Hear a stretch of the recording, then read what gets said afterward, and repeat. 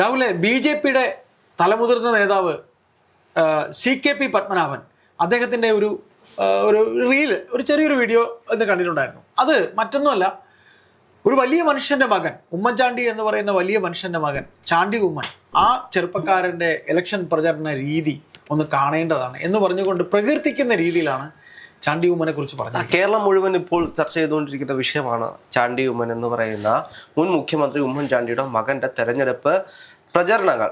പ്രചരണത്തിന് പ്രധാനപ്പെട്ട കാരണം എന്ന് പറയുന്നത് പോസ്റ്റർ ഇല്ല, ഫ്ലെക്സ് ഇല്ല, വലിയ രീതിയിലുള്ള യാത്രാ പ്രചരണങ്ങളോ ഒന്നുമില്ല, വലിയ നോട്ടീസ് ഇല്ല, ഒന്നുമില്ല. ജസ്റ്റ് ചുവരെഴുത്തുകളുണ്ട്.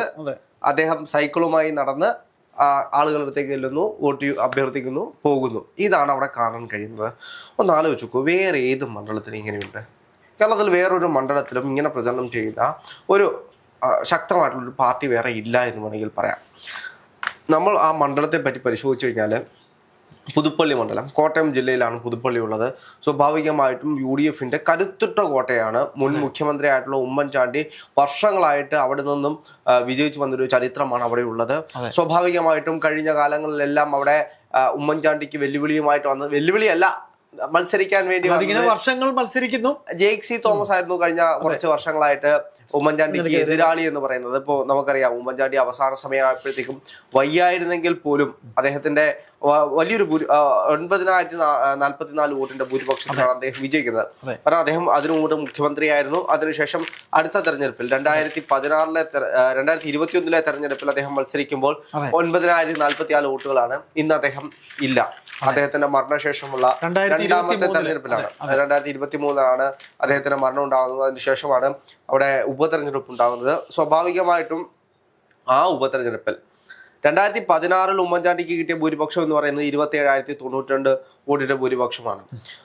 പക്ഷേ 2023 ഉമ്മൻചാണ്ടിയുടെ മരണശേഷം ഉണ്ടായിട്ടുള്ള തെരഞ്ഞെടുപ്പിൽ വൈകാരികത കൊണ്ടാക്കിയായിരിക്കാം ചരിത്ര ഭൂരിപക്ഷത്തിലാണ് ചാണ്ടി ഉമ്മൻ വിജയിച്ചത്.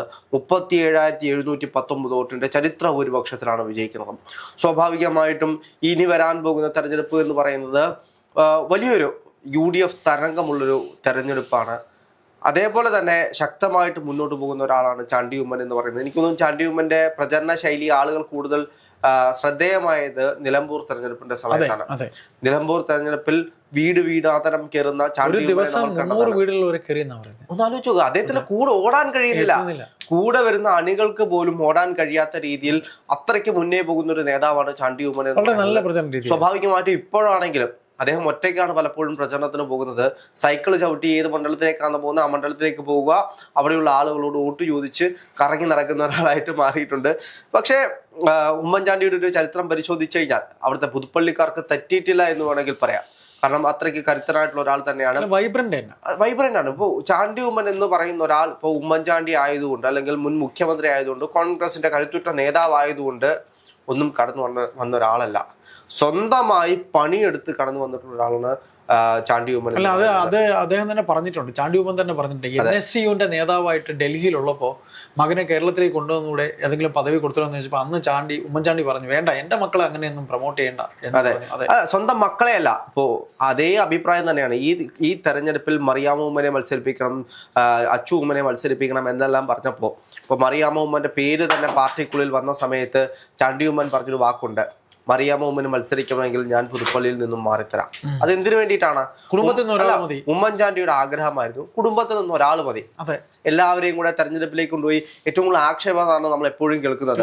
ഇപ്പോ ഒരു കുടുംബാധിപത്യമാണ് പലപ്പോഴും നിലനിൽക്കുന്നത്.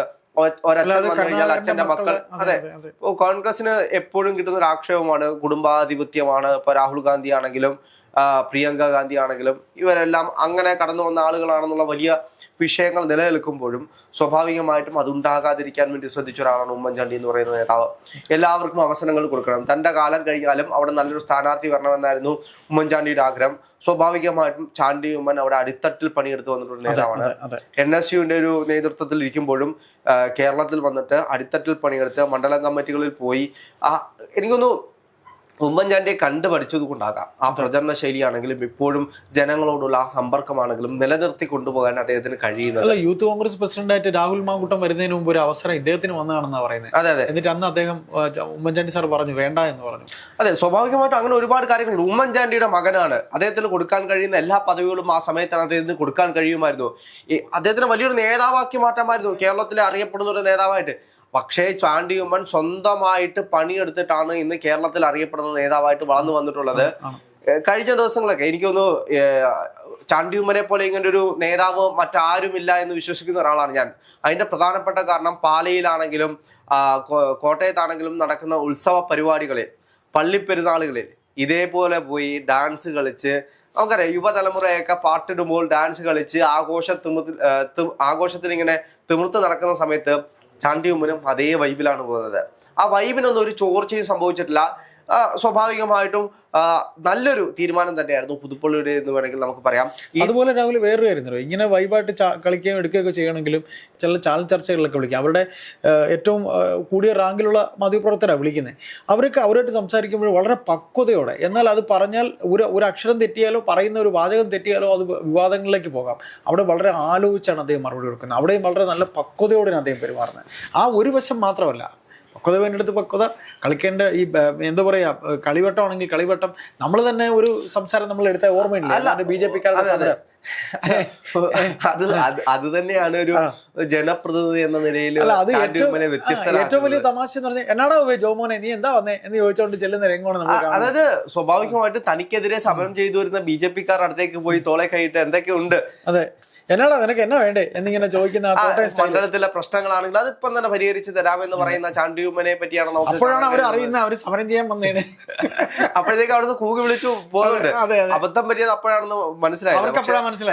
എന്താണെങ്കിലും നമ്മള് പിന്നെ അതുപോലെ നമ്മൾ വേറൊരു കാര്യം കൂടെ പറയണം. കോട്ടയത്തെ മെഡിക്കൽ കോളേജ് തകർന്നു വീണ സമയത്ത് അവിടെ മന്ത്രി വീണ ജോർജ് ഉൾപ്പെടെയുള്ളവർ ഓടി എത്തുമ്പോൾ ഇദ്ദേഹം അവിടെ അന്ന് വന്നതും അന്നത്തെ ആ പ്രകടനവും, അതെ അതെ, അതൊക്കെ സ്വാഭാവികമായിട്ടും അന്ന് നമുക്കറിയാം തെരഞ്ഞെടുപ്പ് മാത്രമല്ലല്ലോ, ജനങ്ങളോടൊപ്പം നിൽക്കുക, അതിനുവേണ്ടി പ്രവർത്തിക്കുക എന്ന് പറയുന്ന വലിയൊരു കാര്യമാണ്. വികസനത്തിനൊക്കെ അപ്പുറത്തേക്ക് ജനങ്ങൾക്ക് എത്രമാത്രം സ്വാതന്ത്ര്യമുണ്ട് ഒരു നേതാവിനോട് എന്നത് നമ്മളൊന്ന് ആലോചിച്ച് നോക്കൂ. ഈ തെരഞ്ഞെടുപ്പിലെല്ലാം നമ്മൾ ഏറ്റവും ചർച്ചയാക്കുന്നത് എന്താണ്? വികസനമാണ്. പക്ഷേ വികസനമാണോ യഥാർത്ഥത്തിൽ ജനങ്ങൾ വോട്ട് ചെയ്യുന്നതിന്റെ മാനദണ്ഡം എന്ന് നമ്മൾ പരിശോധിച്ചു. അല്ല, ജനങ്ങൾ ഒരിക്കലും വികസനത്തിനല്ല വോട്ട് ചെയ്യുന്നത്. വികസനത്തിനല്ല വോട്ട് ചെയ്യുന്നത്. ജനങ്ങൾ വികസനത്തിനെ അല്ല വോട്ട് ചെയ്യുന്നത്. ജനങ്ങൾ വോട്ട് ചെയ്യുന്നത് തനിക്ക് ഏറ്റവും സ്വാതന്ത്ര്യമുള്ള നേതാവ് ആരാണ്, തനിക്ക് ഏറ്റവും സ്വാതന്ത്ര്യത്തോടെ കടന്നു ചെല്ലാൻ കഴിയുന്നത് ആരാണ്, തനിക്ക് ആ മണ്ഡലത്തിൽ കിട്ടുന്ന സ്വാതന്ത്ര്യം. അതായത് ചിലത് ഒരു പേപ്പർ കൊടുത്താൽ ആ പേപ്പറിനൊരു വില, പ്രിവിലേജ് എന്ന് പറയും. നമ്മള് ഒരു സർക്കാർ സ്ഥാപനത്തിലേക്ക് കടന്നു ചെല്ലുമ്പോൾ അപ്പുറത്തേക്ക് ഒരു ഖതറിട്ട ഒരാൾ വരികയാണെങ്കിൽ അയാൾ കിട്ടുന്ന ഒരു സ്വീകാര്യതയുണ്ട്. ഒരു പോലീസ് സ്റ്റേഷനിൽ ഒരു സാധാരണപ്പെട്ട ഒരാൾ പോകുമ്പോഴും ഒരു അത്യാവശ്യം പവർ ഉള്ള അറിയപ്പെടുന്ന ഒരാൾ പോകുമ്പോഴും കിട്ടുന്ന ഒരു വിലയുണ്ട്, ഒരു സ്വാതന്ത്ര്യമുണ്ട്. ഒരു പോലീസ് സ്റ്റേഷനിലേക്ക് സ്വാതന്ത്ര്യത്തോടെ ഒരു പരാതി കൊടുക്കാൻ അയാളുടെ പറച്ചിലിനൊരു വിലയുണ്ടോ? സ്വാതന്ത്ര്യത്തോടെ ഒരു സ്ഥാപനത്തിലേക്ക്, പൊതുമേഖലാ സ്ഥാപനത്തിലേക്ക് കയറി ചെല്ലാൻ കഴിയുന്ന എത്ര സ്ഥാപനങ്ങളുണ്ട് ഇവിടെ, എത്ര ആളുകളുണ്ട്. അപ്പോൾ സ്വാഭാവികമായിട്ടും പുതുപ്പള്ളിയെ സംബന്ധിച്ചും ഉമ്മൻചാണ്ടിയെ സംബന്ധിച്ചും ഉമ്മൻചാണ്ടി LDF ഒക്കെ കൂടുതൽ ആക്ഷേപിക്കുന്നതാണ്. ഉമ്മൻചാണ്ടി ഉണ്ടായിരുന്ന സമയത്ത് പല ആളുകൾക്കും അങ്ങനെ കയറാൻ പറ്റിയത്. അതിന്റെ മറ്റൊരു വശം ഒന്ന് ആലോചിച്ച് നോക്കൂ. സാധാരണപ്പെട്ട ഒരു മനുഷ്യന് വരെ ഒരു മുഖ്യമന്ത്രിയുടെ ഓഫീസിലേക്ക് കടന്നു ചെല്ലാൻ കഴിയുക എന്ന് പറയുന്നത്, ഇന്നത്തെ മുഖ്യമന്ത്രിയുടെ ഓഫീസിലേക്ക് ആർക്ക് കടന്നു ചെല്ലാൻ കഴിയും? ഇന്നത്തെ ഒരു CPM ലോക്കൽ കമ്മിറ്റി ഓഫീസിലേക്ക് കടന്നു ചെല്ലാൻ കഴിയുമോ? അതും വലിയ പാടാ. അല്ല, അങ്ങനെയല്ല, അവരുടെ പാർട്ടി അണികൾക്ക് പോലും ചെന്ന് കാണാൻ പറ്റില്ല അദ്ദേഹത്തിന്. അല്ല, അങ്ങനെയുള്ള കാലഘട്ടത്തിൽ ഒന്ന് ആലോചിച്ച് നോക്കൂ. ആക്സസ് ചെയ്യാൻ എല്ലാവർക്കും എളുപ്പമായിരുന്നു. അങ്ങനെയുള്ള ആക്സസ് ചെയ്യാൻ കഴിയുന്ന നേതാക്കന്മാരെ മാത്രമേ ജനങ്ങൾ ഇഷ്ടപ്പെടുകയുള്ളൂ. അങ്ങനെയുള്ള ആളുകളെ ജനങ്ങൾ വിജയിപ്പിക്കും. അങ്ങനെയുള്ള ഒരു നേതാവാണ് ഉമ്മൻചാണ്ടി എന്ന് പറയുന്നത്. അപ്പോൾ സ്വാഭാവികമായിട്ടും ഇപ്പോൾ LDF കൂടുതൽ ആക്ഷേപിക്കുന്ന അവിടത്തോളം വികസന പ്രവർത്തനങ്ങളെ പറ്റിയാണെങ്കിൽ വികസനത്തെ പറ്റി കൃത്യമായിട്ട് ചാണ്ടി ഉമ്മൻ ജനങ്ങൾക്ക് ബോധ്യപ്പെടുത്തി കൊടുക്കുന്നുണ്ട്. എന്തൊക്കെയാണ് ആ നാട്ടിൽ നടന്ന വികസനം എന്ന് കൃത്യമായിട്ട് അദ്ദേഹം പറയുന്നുണ്ട്. സ്വാഭാവികമായിട്ടും ഈ അദ്ദേഹത്തിന് 2 കൊല്ലമാണ് കിട്ടിയിട്ടുള്ളത്. ഇനി വരാൻ വരാൻ പോകുന്ന 5 കൊല്ലവും ചാണ്ടി ഉമ്മൻ തന്നെയായിരിക്കും. ഇനി വരുന്ന 5 കൊല്ലം കൊണ്ട് ആരാണ് ചാണ്ടി ഉമ്മൻ എന്ന് കേരളത്തിലെ ജനങ്ങൾ അറിയാൻ പോവുകയാണ്. ഇപ്പോൾ തന്നെ അദ്ദേഹത്തിന്റെ ഇപ്പൊ തന്നെ അദ്ദേഹത്തിന്റെ ഒരു ജനപിന്തുണ ഉണ്ട്. കേരളത്തിൽ എവിടെ ചെന്ന് കഴിഞ്ഞാലും ആക്സസ് ചെയ്യാൻ കഴിയുന്ന ഒരു ഇലക്ഷൻ പ്രചരണത്തിനായിട്ട് അതെ, സ്വന്തം മണ്ഡലത്തിലേക്കാൾ കൂടുതൽ മറ്റുള്ള സ്ഥലങ്ങളിൽ പോയി പ്രചരണം ചെയ്യുന്ന ഒരു നേതാവായിട്ട് മാറിയിട്ടുണ്ട്. കാരണം ഇപ്പോ നമുക്ക് സ്വാഭാവികമായിട്ട് അറിയാം, അങ്ങനെ കഴിയുന്ന കുറച്ച് നേതാക്കന്മാർ മാത്രമേ ഉള്ളൂ. പ്രതിപക്ഷ നേതാവ് അല്ലെങ്കിൽ രമേശ് ചെന്നിത്തല, ഷാഫി പറമ്പിലൊക്കെ എംപിമാരാണ്, അവർക്ക് മത്സരിക്കുന്നില്ല. സ്വാഭാവികമായിട്ടും നമ്മുടെ KPCC പ്രസിഡന്റ് പോലും അങ്ങനെ പോയി പ്രചരണം നടത്താൻ കഴിയുന്നില്ല. ആ സാഹചര്യത്തിലാണ് ചാണ്ടി ഉമ്മൻ കേരളത്തിലെ പല മണ്ഡലങ്ങളും പോയി ഇത്തരത്തിൽ ഇലക്ഷൻ പ്രചരണം നടത്തുന്നത് എന്ന് പറയുന്നത് വ്യത്യസ്തമായ കാഴ്ചയാണ്. സ്വന്തം മണ്ഡലം വിട്ടു പോകാൻ കഴിയുന്നില്ല. അതെ, അപ്പൊ അങ്ങനെയുള്ള കാലഘട്ടത്തിലാണ് ചാണ്ടി ഉമ്മൻ വ്യത്യസ്തനാകുന്നത്. ചാണ്ടി ഉമ്മന്റെ ജനപിന്തുണ കൂടിയിട്ട് മാത്രമേ ഉള്ളൂ. സ്വാഭാവികമായിട്ടും ഈ ഫ്ലെക്സ് ഇത്തരത്തിലുള്ള കാര്യങ്ങളൊന്നും ഇല്ലാതെ അവിടെ മത്സരിക്കുന്നുണ്ട്, ഒരു 1000 വോട്ട് അതിലും കൂടുതൽ കിട്ടും. അപ്പോൾ സ്വാഭാവികമായിട്ടും എൻ്റെ ഒരു കണക്കൂട്ടൽ ശരിയാണെങ്കിൽ കഴിഞ്ഞ തവണത്തേക്കാൾ കൂടുതൽ ചരിത്ര ഭൂരിപക്ഷത്തിലായിരിക്കും ചാണ്ടി ഉമ്മൻ ഈ തവണയും വിജയിക്കാൻ പോകുന്നത്.